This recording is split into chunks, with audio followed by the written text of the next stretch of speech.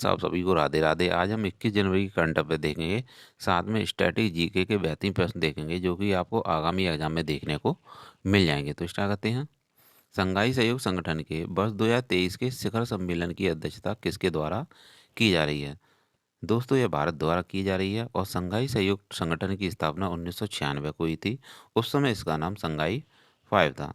दोस्तों, 2001 में इसका नाम संघाई सहयोग संगठन हो गया और इसका मुख्यालय बीजिंग में है और इसमें 9 देश हैं। इसकी 2022 में अध्यक्षता समरकंद उज्बेकिस्तान में हुई थी और भारत 2023 में, जो कि अभी कर रहा है, इसकी अध्यक्षता 2023 के शिखर सम्मेलन की अध्यक्षता भारत के द्वारा हाल ही में की जा रही है। नए देखेंगे। दोस्तों, संघाई सहयोग संगठन की 2023 की अध्यक्षता इंडिया कर रहा है, जैसा कि मैंने अभी बताया था, और G20 की अध्यक्षता भी इंडिया कर रहा है। और हॉकी वर्ल्ड कप 2023 भी इंडिया में ही होगा और ICC वर्ल्ड कप 2023 भी इंडिया में होगा। ने देखेंगे। दोस्तों, ऋग्वेद में कितने मंडल हैं तथा कितने सूक्त हैं? तो दोस्तों, इसमें 10 मंडल हैं और 1028 सूक्त हैं। टीपू सुल्तान किस क्लब का सदस्य था? दोस्तों, यह जैकोबियन क्लब का सदस्य था। विश्व का सबसे बड़ा गर्त मैरियाना गर्त है।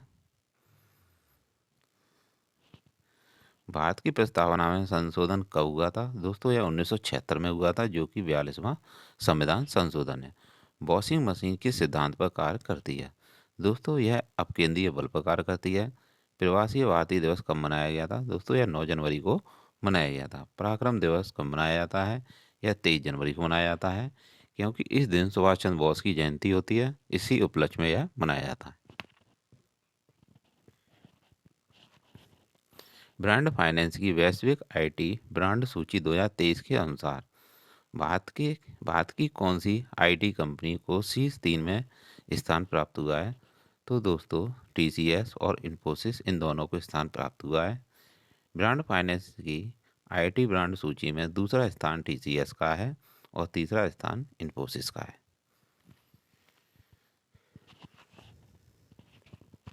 कौन सा अभिलेख खारवेल के समय का है? दोस्तों, यह हाथी गुम्फा अभिलेख खारवेल के समय का है। खारवेल उड़ीसा में है और उड़ीसा का ही नाम पहले कलिंग था। रणजीत सिंह किस मिसल से संबंधित हैं? दोस्तों, यह शुकर चकिया मिसल से हैं। बुशमैन जनजाति कहाँ पाई जाती है? दोस्तों, यह कालाहारी मरुस्थल अफ्रीका में पाई जाती है। और एस्किमो जनजाति कहाँ पाई जाती है? यह टुंड्रा प्रदेश में पाई जाती है। और जो एस्किमो जनजाति होती है, यह बर्फ़ के बने हुए घरों में रहती है, जिन्हें इग्लू कैफे कहा जाता है। और इग्लू कैफे जम्मू कश्मीर में पाए जाते हैं। पिग्मी जनजाति कांगो में पाई जाती है। कलिंग विजय का उल्लेख 13वें शिलालेख में है और प्रारूप समिति का गठन 29 अगस्त 1947 को हुआ था और जिसके अध्यक्ष BR अम्बेडकर थे, बाबा साहेब अम्बेडकर थे। वो स्थायी कक्षा कितनी ऊंचाई पर स्थित है? दोस्तों, यह 36 किलोमीटर की ऊंचाई पर है और विश्व जल दिवस 22 मार्च को मनाया जाता है। ये देखेंगे। कोलंबिया विश्वविद्यालय के 268 वर्ष के इतिहास में पहली बार किस महिला को अध्यक्ष नियुक्त किया गया है? तो क्लाउडेन गे को नियुक्त किया गया है। हार्वर्ड यूनिवर्सिटी की पहली अश्वेत महिला क्लाउडेन गे बनी है और कोलंबिया यूनिवर्सिटी की पहली अश्वेत महिला मिनेजे साफिक बनी है। कौन बनी है? मिनेजे साफिक बनी है। तो इसका राइट आंसर है क्लाउडेन गे, जो कि कोलंबिया विश्वविद्यालय के 268 वर्ष के इतिहास में पहली बार किसी महिला को अध्यक्ष नियुक्त किया गया है। माधवीपुरी बुच सेवी की पहली महिला अध्यक्ष हैं और नल्ला थम्बी कलाई सेल्वी CSIR की अध्यक्ष हैं। CBSE की हेड निधि छिब्बर हैं और केंताजी ब्राउन पहली अश्वेत महिला न्यायाधीश हैं। ने देखेंगे। रेगुलेटिंग एक्ट 1773 को पारित हुआ था और आपात उपबंध भाग 18 में है, संविधान के भाग 18 में है। और 352 में राष्ट्रीय आपात है और 356 में राष्ट्रपति शासन है। 360 में वित्तीय आपात है, जो कि अभी तक नहीं लगा। जल का अधिकतम घनत्व 4 डिग्री सेंटीग्रेड होता है। जल का अधिकतम घनत्व 4 डिग्री सेंटीग्रेड होता है और विश्व जनसंख्या दिवस 11 जुलाई को मनाया जाता है। दोस्तों बेलीजली ने सहायक संधि किस राज्य के साथ की थी? हैदराबाद रियासत के साथ की थी। और येलोस्टोन नेशनल पार्क अमेरिका में स्थित है। रेड डाटा बुक कौन जारी करता है? तो IUCN जारी करता है। और IUCN की स्थापना 1948 को होती है और इसका हेडक्वार्टर इंग्लैंड में है। वर्ल्ड बैंक का मुख्यालय वॉशिंगटन DC अमेरिका में है। ने देखेंगे वर्षा की बूंद गोल क्यों होती हैं? दोस्तों यह पृष्ठ तनाव के कारण गोल होती हैं। और राष्ट्रीय दुग्ध दिवस 26 जनवरी को मनाया जाता है और 26 जनवरी को ही संविधान दिवस मनाया जाता है। राष्ट्रीय दुग्ध दिवस बर्गिल कुरियन के जन्म दिवस पर मनाया जाता है और यह श्वेत क्रांति के जनक थे। बर्गुज कुरियन श्वेत क्रांति के जनक थे। ने देखेंगे अश्वघोष किस पुस्तक के लेखक हैं? दोस्तों यह बुद्ध चरित पुस्तक के लेखक हैं। अश्वघोष चौथी बौद्ध संगति के उपाध्यक्ष थे। आपको यह भी याद रखना है। तो बहुत ही इम्पोर्टेंट हैं प्रश्न। तो आप इन प्रश्नों को बार बार रिवीजन करिएगा जिससे कि आपको आगामी एग्जाम में अधिक से अधिक हेल्प मिल सके। एल्बर्ट बिल विवाद किस वायसराय के समय हुआ था? तो दोस्तों यह रिपन के कार्यकाल में हुआ था और रिपन ही स्थानीय स्वशासन का जनक था। पहली बार जो 10 के आधार पर जनगणना हुई थी 1881 में, वह रिपन के कार्यकाल में ही हुई थी। रिपन के कार्यकाल में ही हुई थी। भारत के एकमात्र निर्विरोध निर्वाचित राष्ट्रपति कौन हैं? नीलमा संजीव रेड्डी हैं। हीरे का चमकना और मरीच का यह पूर्ण आंतरिक परावर्तन का कारण होता है। पूर्ण आंतरिक परावर्तन पर यह कार्य करते हैं। राष्ट्रीय कांग्रेस की स्थापना 1885 में ह्यूम द्वारा हुई थी। A.O. ह्यूम द्वारा हुई थी। भारत की आकस्मिक निधि का उल्लेख किस अनुच्छेद में है? यह 267 में है, 267 में है। प्रतिरोध का मात्रक दोस्तों ओम होता है और जबकि विद्युत धारा का मात्रक एम्पियर होता है।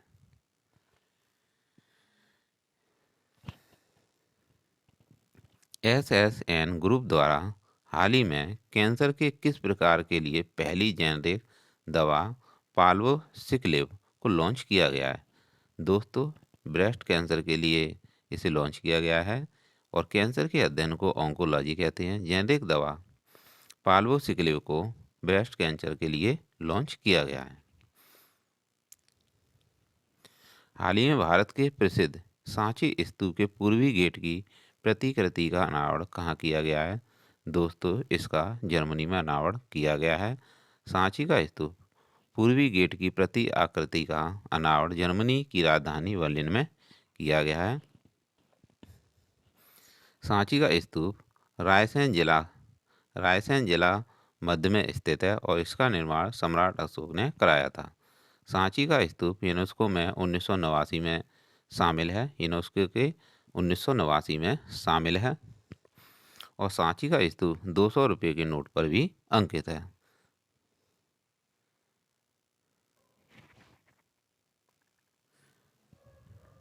तो दोस्तों ऐसे ही प्रश्न आते हैं तो मैं एक बार और इसे रिपीट कर देता हूँ। बहुत ही अच्छा प्रश्न है। तो हाल ही में भारत के प्रसिद्ध सांची स्तूप के पूर्वी गेट की प्रति आकृति का अनावरण कहाँ किया गया है? दोस्तों जर्मनी में किया गया है। और सांची का स्तूप पूर्वी गेट की प्रति आकृति का अनावरण जर्मनी की राजधानी बर्लिन में किया गया है। और सांची का स्तूप रायसेन जिला मध्य में स्थित है और इसका निर्माण किसने किया था? सम्राट अशोक ने।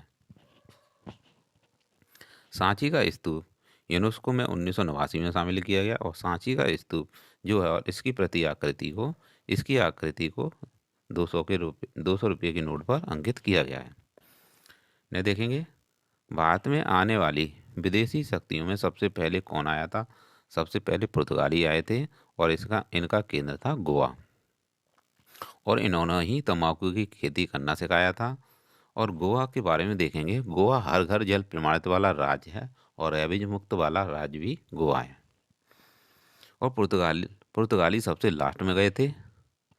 सबसे पहले आए थे और सबसे लास्ट में गए थे। दोस्तों आपको यह भी याद रखना है। सुप्रीम कोर्ट एक अभिलेख न्यायालय है। आर्टिकल 129 में ऐसा है। और archaeology archaeological survey of India की स्थापना कनिंगम में हुई थी 1861 में। जंतु जगत का सबसे बड़ा संघ आर्थ्रोपोडा होता है। प्रयाग प्रशस्ति के रचयिता कौन है? दोस्तों, इसके रचयिता हर्षेय थे और यह समुद्रगुप्त के समय के काल के थे। यह बीड़ा वादक थे और समुद्रगुप्त को भारत का नेपोलियन भी कहा जाता है।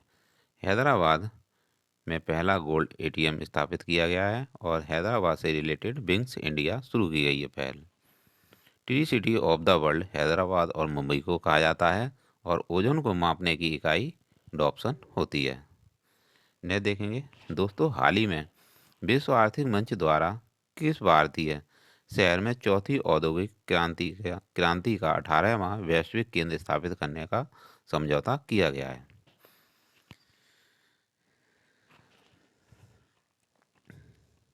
तो दोस्तों, यहाँ पे सारे ऑप्शन गलत हैं। विश्व आर्थिक मंच की स्थापना 1971 को होती है और इसका मुख्यालय जिनेवा में है।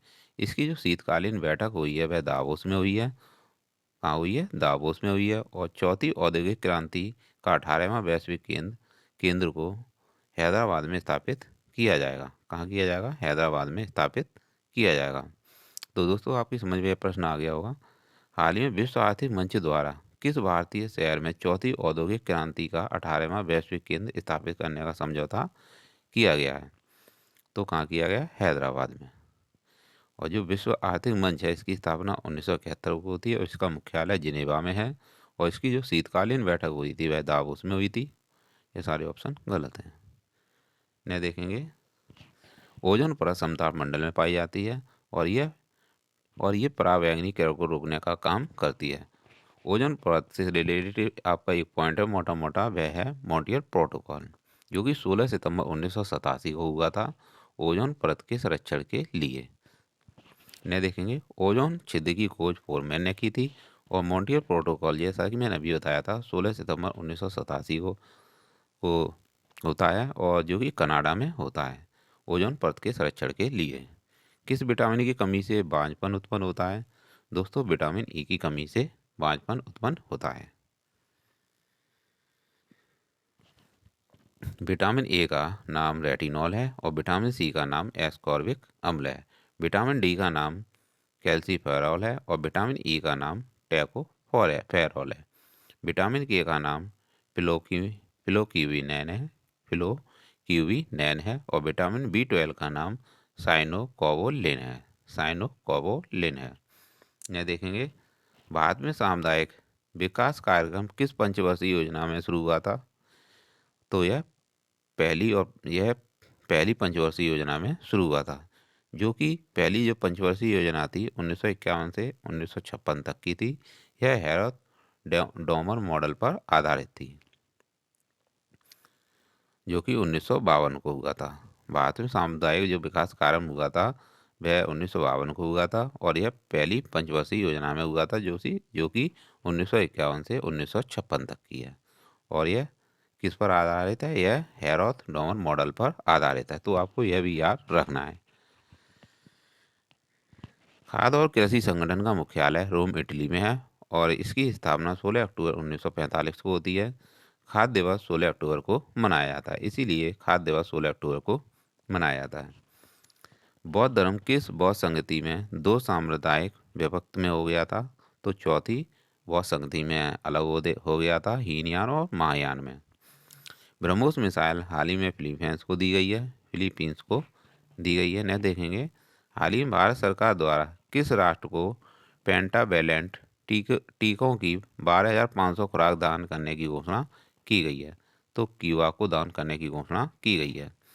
भारत ने क्यूबा को 12,500 खुराक पेंटावेलेंट की दान दी हैं और पेंटावेलेंट टीका की खुराक है जो कि डिप्थीरिया, काली खांसी, टिटनेस, हेपेटाइटिस बी और इन्फ्लुएंजा टाइप बी में काम आती है।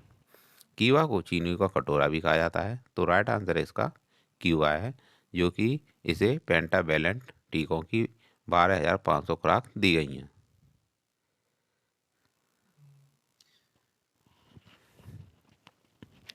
दोस्तों, नेट देखेंगे डॉर्नियर विमान 228 विमान डोनियर 228 विमान श्रीलंका को दिया गया है। और 1940 में पहले व्यक्तिगत सत्याग्रही कौन थे? तो वह विनोबा भावे थे और इन्होंने ही भूदान आंदोलन चलाया था। साइमन कमीशन किस वर्ष भारत में आया था? तो यह 1928 में आया था और इसे बनाया गया था 1927 को। राष्ट्रपति को शपथ कौन दिलाता है? तो दोस्तों मुख्य न्यायाधीश दिलाते हैं, जो कि वर्तमान में DY चंद्रचूड़ हैं। लानोस घास के मैदान कहाँ पाए जाते हैं? वेनेजुएला में पाए जाते हैं। LPG और CNG के प्रमुख घटक क्या हैं? LPG में ब्यूटन और प्रोपेन पाई जाती है और जबकि मीथेन CNG में पाई जाती है। डाउन्स घास के स्थान ऑस्ट्रेलिया में पाए जाते हैं। बेल्स घास के स्थान दक्षिण अफ्रीका में पाए जाते हैं, जबकि पंपास घास के स्थान अर्जेंटीना में पाए जाते हैं। सबसे कम उम्र में दोहरा शतक लगाने वाले दुनिया के पहले क्रिकेटर कौन बने हैं? तो वह शुभमन गिल बने हैं। शुभमन गिल ने न्यूजीलैंड के खिलाफ दोहरा शतक बनाया है 145 बॉल में। शुभमन गिल एक दिवसीय मैचों में सबसे तेज 1000 रन बनाने वाले पहले भारतीय हैं। बुकर पुरस्कार जीतने वाली पहली भारतीय महिला कौन है? वह अरुंधति रॉय हैं। और जबकि अंतर्राष्ट्रीय बुकर पुरस्कार जीतने वाली पहली भारतीय महिला गीतांजलि श्री हैं। तो आपको यहाँ ध्यान देना होगा, बुकर पुरस्कार जीतने वाली अरुंधति रॉय हैं, जबकि अंतर्राष्ट्रीय जीतने वाली गीतांजलि श्री हैं। भारत में शास्त्रीय नृत्य 8 हैं और भाषा 6 हैं। सबसे पुरानी भाषा तमिल है, जो कि 2004 की है। और सबसे पुराना शास्त्रीय नृत्य कौन सा है दोस्तों? यह भरतनाट्यम है। भरतनाट्यम, जो कि तमिलनाडु का है। न देखेंगे सबसे नया शास्त्रीय नृत्य कौन सा है दोस्तों? यह सत्रिया है, जो कि असम का है। लाल कुर्ती दल का नेता कौन था दोस्तों? लाल कुर्ती दल का नेता अब खान अब्दुल गफ्फार खान थे और इन्हीं को सीमांत गांधी के नाम से जाना जाता है। इन्हें भारत रत्न भी दिया गया है और इन्हें लाल कुर्ती दल को ही खुदाई खिदमतगार के नाम से भी जाना जाता है। तो दोस्तों बहुत ही इम्पोर्टेंट प्रश्न है। लाल कुर्ती दल का नेता कौन था? खान अब्दुल गफ्फार खान थे। इन्हीं को ही सीमांत गांधी के नाम से जाना जाता है। इन्हें भारत रत्न भी दिया गया था और लाल कुर्ती दल को ही खुदाई खिदमतगार के नाम से जाना जाता है। हाल ही में विश्व स्वास्थ्य संगठन द्वारा कहाँ एबोला वायरस की समाप्ति की घोषणा की गई थी? तो युगांडा में घोषणा की गई है। WHO की स्थापना 7 अप्रैल 1948 को होती है और इसी दिन विश्व स्वास्थ्य दिवस मनाया जाता है। इसका मुख्यालय जिनेवा में है और युगांडा को एबोला मुक्त घोषित कर दिया गया है। न देखेंगे सिंधु घाटी सभ्यता। लोथल सिंधु घाटी सभ्यता से संबंधित है, जो कि गुजरात में स्थित है। और चन्नू दड़ो भी सिंधु घाटी सभ्यता से ही संबंधित है, जहाँ मन के बनाने का कारखाना है। और कालीबंगा भी सिंधु घाटी सभ्यता से संबंधित है, जहाँ जुते हुए खेत के प्रमाण मिले हैं। न देखेंगे धौलावीरा, यह भी सिंधु घाटी सभ्यता से संबंधित है, जो कि गुजरात में है। इसे यूनेस्को में वर्ल्ड हेरिटेज में शामिल किया गया है।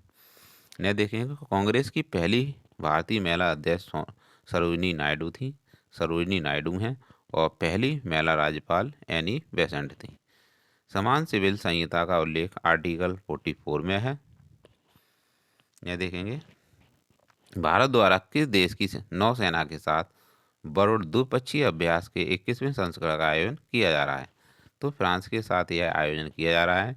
इंडिया और फ्रांस की नौसेना के मध्य बरूड अभ्यास का आयोजन किया जा रहा है और इसके 21वें संस्करण को पश्चिमी समुद्री तट पर आयोजित हुआ है। इसमें INS चेन्नई ने भाग लिया। और न देखेंगे इंडिया और फ्रांस के मध्य शक्ति अभ्यास है, जो कि सेना का अभ्यास है। और गरुड़ अभ्यास भी, जो कि वायु सेना का अभ्यास है। तो आपको यहाँ पे याद रखना है कि शक्ति अभ्यास और गरुड़ अभ्यास यह है इंडिया और फ्रांस के मध्य है। प्रोजेक्ट 75 इंडिया और फ्रांस के मध्य है। इंदिरा अभ्यास इंडिया और रूस के मध्य है। दोस्तों धर्मगोजियन अभ्यास इंडिया और जापान के मध्य है। और सिंधु घाटी सभ्यता कांस्ययुगीन सभ्यता है। दोस्तों ने देखेंगे हाल ही में जारी आंकड़ों के अनुसार किस देश की आबादी में वर्ष 1961 के बाद पहली बार बड़ी गिरावट दर्ज की गई है? तो दोस्तों चीन की जनसंख्या में गिरावट दर्ज की गई है। चीन की जन्म दर मृत्यु दर की तुलना में कम हो रही है और इससे चीन की जनसंख्या में गिरावट दर्ज हो रही है। इसका कारण चीन की वन चाइल्ड पॉलिसी है और दूसरा कारण है कोरोना महामारी। चीन अभी प्रथम स्थान पर है, आपको यहाँ ध्यान देना होगा। दूसरे स्थान पर भारत है।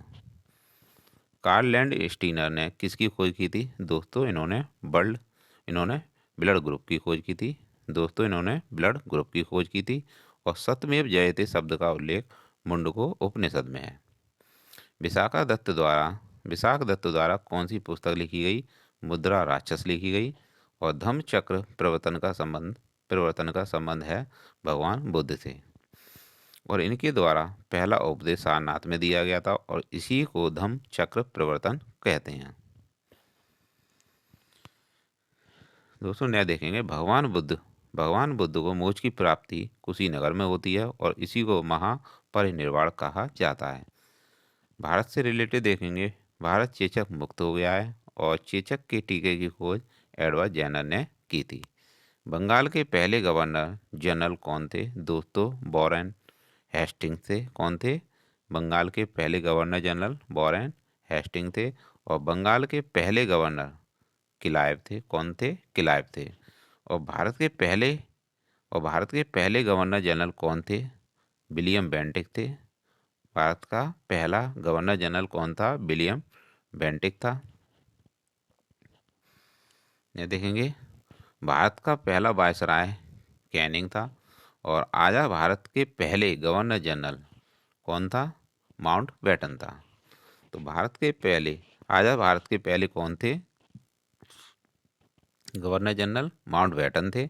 और पहले भारतीय गवर्नर जनरल कौन थे? राजगोपालाचार्य थे। तो यहाँ पे किसकी बात हो रही है? तो यहाँ पे बच्चे अक्सर कन्फ्यूज हो जाते हैं, तो आपको यहाँ ध्यान देना होगा। दोस्तों भारत के पहले वायसराय कैनिंग थे। और आज़ाद भारत के पहले गवर्नर जनरल माउंटबेटन थे, आज़ाद भारत के। और पहले भारतीय गवर्नर जनरल, अब यहाँ बात हो रही है भारतीय की, राजगोपालाचार्य थे। गवर्नर जनरल राजगोपालाचार्य थे। बंगाल विभाजन के समय भारत के वायसराय करजन थे और इसके खिलाफ स्वदेशी आंदोलन चलाया गया था 1905 में। कब चलाया गया था? 1905 में स्वदेशी आंदोलन चलाया गया था। हाल ही में मौसम के सटीक पूर्वानुमानों के लिए पूरे देश में डॉपलर वेदर रडार नेटवर्क स्थापित करने की घोषणा की गई। इसे किसने शुरू किया है? इसे पृथ्वी विज्ञान मंत्रालय ने शुरू किया है। पृथ्वी विज्ञान मंत्रालय ने मौसम विभाग की डॉपलर वेदर रडार नेटवर्क स्थापित करने की घोषणा की है और इसे जम्मू कश्मीर, उत्तराखंड, हिमाचल प्रदेश में शुरू किया जाएगा। पूरे देश में स्थापित करने का लक्ष्य 2025 रखा गया है, तो आपको यह भी याद रखना है। स्थायी बंदोबस्त व्यवस्था किसके द्वारा आरंभ की गई थी? दोस्तों यह कॉर्नवालिस के द्वारा आरंभ की गई थी। और काकोरी ट्रेन एक्शन कर दिया गया है। इसका नाम बदलकर काकोरी ट्रेन एक्शन कर दिया गया है, जो कि 9 अगस्त 1925 की यह घटना है। महात्मा ज्योतिबा फुले द्वारा रचित पुस्तक कौन सी है? गुलामगिरी है। और सत्य शोधक समाज के संस्थापक भी महात्मा ज्योतिबा फुले थे। गांधी इरविन समझौता 5 मार्च 1931 को हुआ था। 5 मार्च 1931 का है। तो दोस्तों यह प्रश्न बहुत ही बार आया है, तो आपको भी ध्यान रखना है, बहुत ही अच्छे प्रश्न है।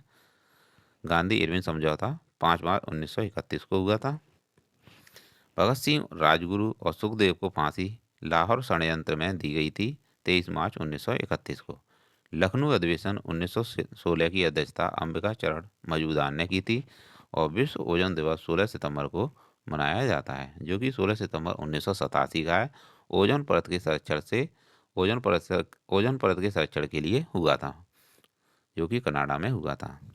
नीलगिरी की पहाड़ी पर ही टोडा जनजाति पाई जाती है, जो कि दोदा बेटा इसकी सबसे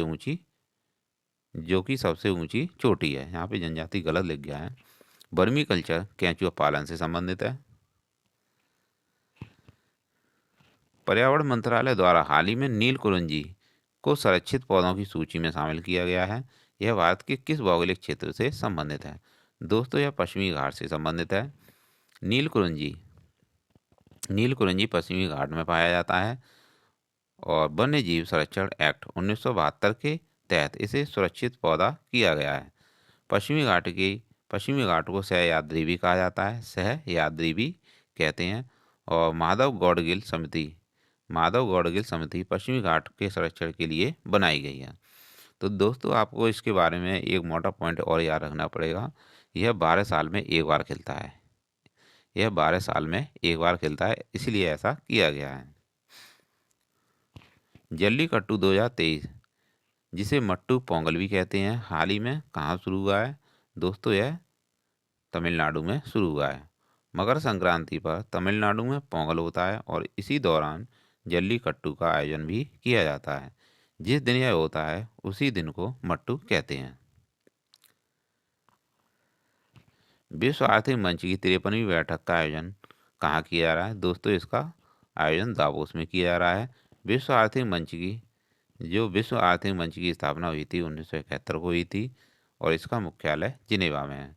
इसकी शीतकालीन बैठक दावोस में हुई और इसका आयोजन 16 जनवरी से 20 जनवरी तक हुआ था और इसकी थीम रही थी खंडित विश्व में सहयोग। खंडित विश्व में सहयोग। मॉन्ट्रियल प्रोटोकॉल 16 सितंबर 1987 को कनाडा में हुआ था ओजोन परत के संरक्षण के लिए और ओजोन परत समताप मंडल में पाई जाती है। दोस्तों मैंने कुछ प्रश्न इसमें बार बार डाल दिए हैं क्योंकि यह प्रश्न आते रहते हैं, बहुत ही अच्छे प्रश्न हैं। COP15 जैव विविधता से संबंधित है जो कि मॉन्ट्रियल में हुआ था और भारत का 100वां यूनिकॉर्न ओपन है और 75वीं संतोष ट्रॉफी का विजेता केरल बना है और जीन बैंक परियोजना स्थापित की है महाराष्ट्र में। गरीबी रेखा के लिए सुरेश तेंदुलकर समिति और रंगराजन समिति शुरू की गई हैं और बीटली गोल्ड अवार्ड 2022 चारुदत्त मिश्रा को दिया गया है। मोटे अनाज से संचालित भारत का पहला एथेनॉल संयंत्र पूर्णिया बिहार में स्थापित किया गया है। तो दोस्तों ये थे 21 जनवरी के करंट अफेयर्स जो कि आपके लिए बहुत ही हेल्पफुल रहेंगे आगामी एग्जाम के लिए। तो दोस्तों आपको क्लास कैसी लगी तो ज़रूर आप कमेंट बॉक्स में बताइएगा। मिलते हैं नेक्स्ट वीडियो में। Thanks for watching.